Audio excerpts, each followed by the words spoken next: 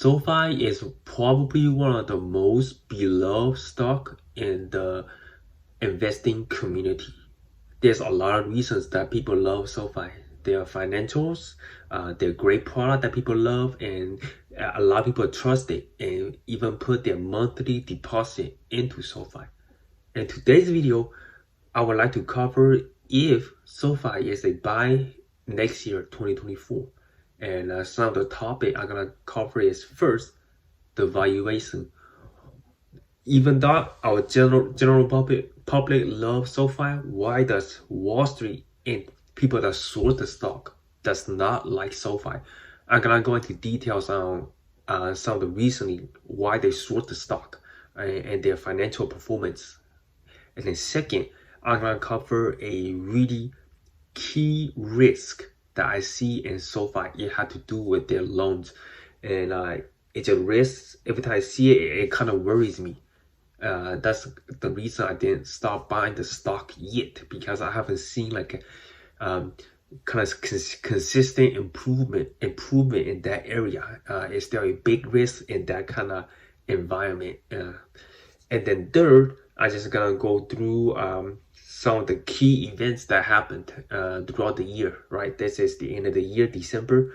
Gonna go through from January to December. What happened? Why did the stock drop to like $9? Even though year to date is at 100%, right? And the all-time high it was like 23%. So gonna go through that. So yeah, hopefully you guys can get this video an early thumbs up. Really appreciate it. And let's get in with the first topic, which is the valuation, right? So if you look at SoFi, it's currently at price to sell 4.9, which is very, very rich valuation, right? Compared to first cash holding, Ali Financials, and the Synchrony Financials, right? There are two. And average, like you can compare the peers at three, right? Average banks, right? That's why I like to compare average banks. It is at around price to sell 0.9 or 1, right? So if I can go a little bit deeper with this chart right here. So if you go to like American Express, right? They are like a financial company. They also loans out money with the business line of credit. They also got a savings account, so they do want your deposit. And their most profitable business is the credit cards, right? And they are at price to sell of just 2. And they are growing pretty quick, around 10% estimated growth, right? So industry think it should be around 0.9 or 0.8. If you look at some other companies, like right here, Money Lion and Ali Financials, right? They're both kind of lending out money or giving you like a savings account. They are at price to sell 1.4 and 1.5 price to sell, right? And Money Lion is growing at a pace of 18%, really, really quick, and they still at 1.5. So here's the reason why does SoFi deserve a 4.9 price to sell valuation, right? So and they're growing at 18%, while banks like Moneyline is only at 1.5 and Ali Financial is at 1.4. So that's like almost 5 times the price to sell ratio. It's a very, very rich price to sell, right? If you look at Capital one of the biggest financial institutions, right? And they're growing pretty quick. They do all lending and credit cards, investing, all the stuff that SoFi does. And they are only price to sell 1.9. So the question is, why does SoFi deserve 4.9, right? And this will cause a lot of people to short the stock. So 16.10% of SoFi technology shares are currently shorted. This is a pretty big amount because investors think that this SoFi stock is massively overvalued, right? So investors were kind of rated, like this is a very controversial opinion, right? Investors like analysts will rate it a fair value of 34 cents. It's just outrageous, 34 cents. I didn't want to show this chart, right? Because this will kind of stare a lot of controversial opinions, but I like to keep it authentic. I'm not gonna hide anything. So So that's the reason, right, behind it. Banks are usually valued price to sell 0.8, 0.9, or 1, right? And then SoFi right here already at massive 4.9 price to sell, right, compared to the peers. And one time it was price to sell of 19. It was at June 29, 2021. Price to sell of 19. That is huge. Nobody should ever invest at this kind of valuation. It's just way too rich for me. But of course it started coming down. At 2.8 it was a pretty good valuation in my opinion, right? And then it come up to 4.9, which is a little bit rich, right? So why do you think, why does the investor think that SoFi is being kind of value at 0.8 or 1 price to sell? Well, look at their revenue breakdown. Here's a great chart, right? So their revenue for 2023 was at $2 billion, right? And lending makes up 65% of their revenue, right? If you are price to sell at 4.9 or 5, that's kind of like a Google valuation. They are like a technology company. But if you look deeper into SoFi, they are like more of a bank that is lending out money, right? It's because it's 65% of them are lending company. Of course, SoFi have the Galileo, and then SoFi you can invest, trade money and stuff, and trade and buy money. But that's only 17% of their revenue. If this is flipped, right? Like if the financial service and technology platform right here, platform is also 17. So if the technology platform is like flipped, right? It's now 70, or it's now 65%. Technology platform is 65% of the total revenue. Then the valuation of a 4.95 price to sell is reasonable.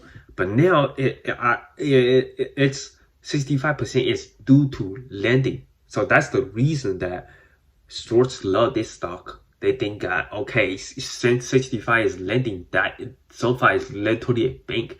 They're like really a technology company.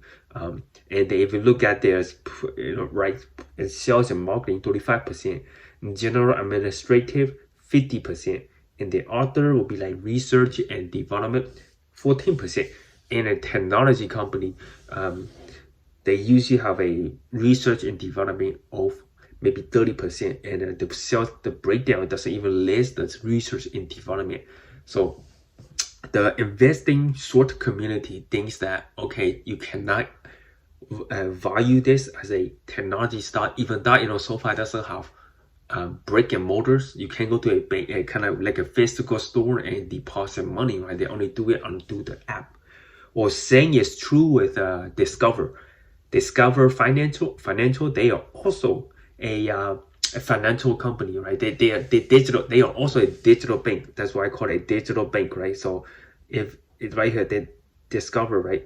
Digital bank. They don't have any physical stores, and they have savings account, credit cards, checkings account, and loans, car loan, home loan, any kind of loan you can think of, and they mirror exactly the same as a SoFi, right? They offer really great customer service, just like SoFi, and they only value at 2.7, and they're growing at 12%, almost 13%, and they are a market cap of $27 billion, right? So that's kind of like some of the key reasons that shorts love SoFi, right? And the breakdown of the revenue is still majority of it is lending. Next, we can look at the management and then the ownership, right? So CEO Anthony Noto owns about 0.8% of the company, which is worth around $74 million. And there's one thing that I am really happy to see, which is Anthony Noto is buying the stock left and right. He have not sold any stock. So I like to see CEOs have the skin in the game, even though he owned like a small portion, 0.8%, 0.08%, right? But he's at least buying, right? But some of the insiders are actually selling like pretty big chunk, right? This is $1 million sale from head of marketing, right? And then Aaron Webster is chief risk officer, sold about $1.7 million in November 2023. So that is like the most recent sale. So 2 things that could happen. One is maybe selling it for just personal use. Second is Aaron Webster sees something that we don't know. Some big risk that is burning inside SoFi that we don't really know, right? Maybe it's the economy or maybe it's the loans, right? So let's talk about one of the key risks that I see that Aaron Webster also sees that they made him sold the stock, right? If you look at SoFi's Q3 earning report, so that's their most recent earning report, right? Student loan used to be their majority at Q1 2021. Majority of the loan is student loan at $1 billion, and the $800 million is for personal loan. And then go into Q3 of 2023, it flipped. Personal loan is now the majority at 2.4 billion, and then 400 million for student loans, right? Because federal government has paused the student loan, so they all go all in personal loan. And here is the big risk, right? If a person declares bankruptcy, they can basically kind of dispose or throw away wipe out their student loan, their personal loan. Right? Personal loan is not going to be attached to you like a student loan. So if you declare bankruptcy, you cannot wipe out your student loan. But if you declare bankruptcy, you can wipe out your personal loan. The federal government will take the loan and pay it the bank or something like that, because you will not keep it in the record, right? You don't need to make any monthly payment anymore when you declare bankruptcy on a personal loan. Student loan is totally different. Student loan, you still gotta pay for it. It will attach to you no matter what. If you find another job, they'll use your social security to track you down and take some of your monthly income out to pay for your personal loan, right? So the riskiest is the personal loan, and they are loaning it out the most at 2.5 billion almost. And then home loan is also least riskiest, because homes can be a collateral, because if you can't make the payment on the home, they just gonna take a house, right? If you can't make a payment on a personal loan, what are you gonna give? You're gonna give them your heart, your eyes, or your legs? That's not gonna happen. So they can't take anything, right? So that's if you look at the full year, right? Full year for a personal loan is $9.7 billion, and then student loan is $2.2 billion, and home loan is almost $1 billion, right? So full year, personal loan is making the majority of the money, and it is one of the riskiest loans ever. And someone might argue, oh, okay, most of the personal loans, they have a FICO score of 720. Well, I like my brother, right? He owns like couple houses, right? I gotta explain the FICO score and how relevant it is, right, to a person's wealth, right? And my brother, he owns like couple rental properties, and he don't really like to look at FICO score. You know why? Because FICO score does not really paint the full picture on your financial health, right? You might have a bank account of $50,000 and your FICO score is just maybe 200 or 300. And compared to another person, if you have a FICO score of 730, but your bank account is just a couple $100, who would you loan your money to? Who would you rent it to? You of course want to rent it to the person that have $50,000, right? They can for sure make the payment. And then some of the FICO score, like 730 people, they are not like 100% responsible, because some of them may just living from paycheck to paycheck, right? If you lose your job, you can't really make the payment anymore, and your FICO score just goes down. So that's why the personal loan is like risky, because if the economy goes bad, How are you gonna, and you don't have a job anymore because the company is not doing well and then they're laid off, and boom, you don't have a job anymore.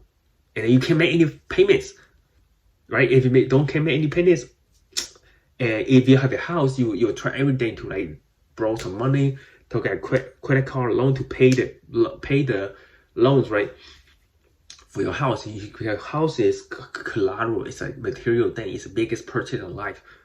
What about the personal loan? Like if you have a personal loan, you're not gonna take another loan to cover the personal loan, right? It's just the easiest to declare bankruptcy, and you don't have to worry about it anymore, right? If you have $100,000 personal loan, would you take another $100,000 out? Not really. Now, no bank will loan you another $100,000.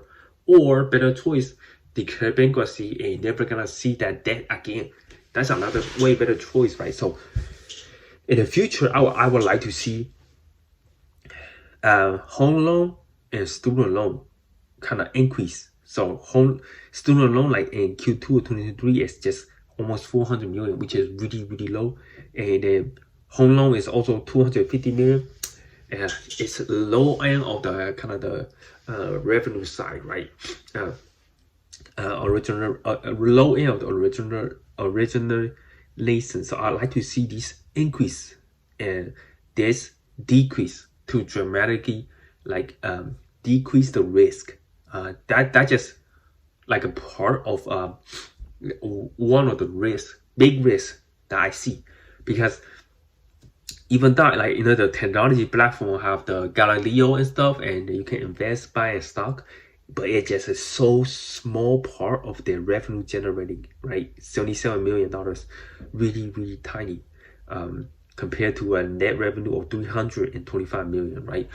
So that's kind of like a risk, because you want to, like a perfect world, I would like to see technology platform to be the majority, like 325 million, and then 77 million from loans.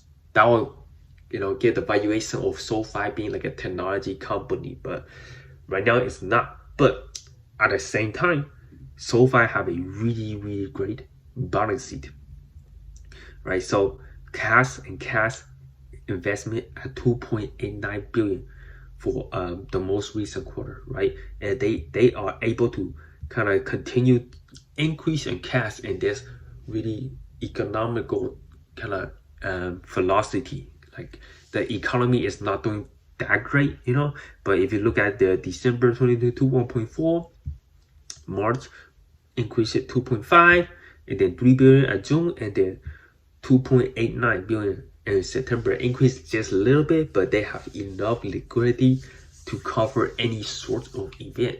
That gave me a kind of a sign of confidence. Like if you think about it, right, next year things go way south. Like nobody expected, right? Nobody gonna predict that, oh, it's gonna be a roaring 2023. Like people gonna say, oh, COVID ended, everything gonna be roaring. But look at 2023, nothing is roaring. It's just only thing that is roaring is the interest rates. It's high interest rate. People not gonna buy stuff, you know. And if things go south, SoFi does have the money to cover some stuff that they might be in trouble with, right? And if you look at their revenue, I like to see that revenue are still growing pretty well, right? December 2022, 57%, and then March, 46%. And it is slowing down a bit, right? In June, 37%, and then September, 26%. So the revenue growth is decelerating pretty quick, starting at 57 to 26. One reason because it's the federal government paused the student loan, right? And then they reopened the student loan a couple months ago. But one thing is that when they reopened, I think 40% of the people missed student loan payment. 40% of student loan miss payment. So that's, see, roughly 40% of the 22 million borrowers had billed missed due, and the October did not make payment by mid-November, right? 40% of them. Even that, SoFi loans out these to these students that is like, reasonable. They are like in medical school maybe, or getting undergrad degree, but they just don't have the money to pay for it, and it hits the balance sheet. So you do want a pretty strong policy to take some of the hits. 40%, that's huge. Because that's the first time like consumers had to pay back student loans. Now it was on pause for like a year or 2 years, not really sure how many years, but they are back, and consumers are feeling the pressure and the back. And if you look at year to date, SoFi is doing really well, right? And around beginning of the year, it was at $4.63 if you bought it there, which I did too. I thought like that was like a really beautiful kind of price for me to buy, but I sold it kind of at the top because I just feel like the valuation was just way too rich, right? But now it's still kind of pretty high, right? And if you look at some of the events, right here, SoFi stock gained after company give a B2023 earning and forecast. So the earning was really great. In May, First Republic sinks after JP Morgan takeover. So this around May, do you remember the San Francisco bank kind of went into trouble because they had too much liquid collateral and got them in big trouble? Yeah, so that was the time that a lot of small bank stocks sank because of that, because people were worried that the monies was not FDIC insured. So, but in reality, 90% of the money in SoFi Bank is FDIC insured, right? So here, around June, analysts caught SoFi Technology with 3 downgrades and made the stock drop 2%. Not too bad, but here is a big pop right here, around right here. SoFi pop around July. SoFi pop 20% as earning brings numerous positive up surprises. So they had really great earning. And the last one, SoFi stock has fallen far enough, a former bear says. So this is just a broader market fall, right? So if you look at Max, right, at all-time high, SoFi was at $22, and now it bring it back to earth at $9.71, right? To close out the video, do you think SoFi is a buy? I will kind of hold it, like if I were you. Just, this is not financial advice. This video is just entertainment purpose only, right? As you can see, SoFi's majority of their loans is still personal loans, and I highlighted before, personal loans are really dangerous, because someone declare bankruptcy, you're not gonna get that back. And personal loans have the highest default rate compared to student loans. Student loans, they find a job. You usually loan like students that are maybe like in medical school, becoming a doctor. Once they graduate, becoming a doctor, they can make a lot of money and they can pay back, right? Personal loans, I don't know what they're doing with personal loans. They might start a business. They might use personal loan to buy a car, which is not a good idea, or they might want to buy something like an expensive lawnmower. A lot of reasons, and if the economy go bad, they can't find a job, they're just gonna declare bankruptcy and never gonna see the money again. So and then there is about majority, 65% of the business is from lending products. So so yeah, I will kind of wait for the risk to die down first, right? Because 4.9 is just a very rich valuation. If it goes back to maybe 2.8, 2.1, at one time it was at 2.8, I think that is a fair valuation right there. And SoFi does have a really great technology platform, because people love it. They have a really good customer service, and SoFi aims to be one-stop shop for all your financial needs. And clearly, Anthony Nato is doing a great job, and he has the biggest confidence in the whole world to do it. I mean, he's not just doing it by saying it, he's doing it by action, right? Ask him because he's buying the stock constantly when the stock drops. Yeah, I like that a lot. I respect it, you know. But